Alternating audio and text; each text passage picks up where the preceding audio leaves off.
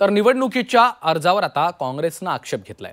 गेल्या निवडणुकीच्या मतांचा उल्लेख का असा सवाल निवडणूक आयोगाला विजय वडेट्टीवारांनी विचारलेला आहे। तर निवडणूक आयुक्त वाघमारे यांच्याशी चर्चा केली आहे। 20 पानांचा अर्ज अतिशय किचकट असल्याचं वडेट्टीवार यांचं म्हणणं आहे।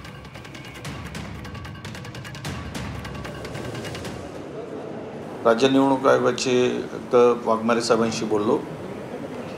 ज्या पद्धतीनं इतका फॉर्म किचकट केला काही गरज नसताना कोणाच्या इशाऱ्यावर तो फॉर्म केला तर मला काही कळायला पाहत नाही। असा फॉर्म कधीच नसतो लोकल बॉडीच्या निवडणुकामध्ये।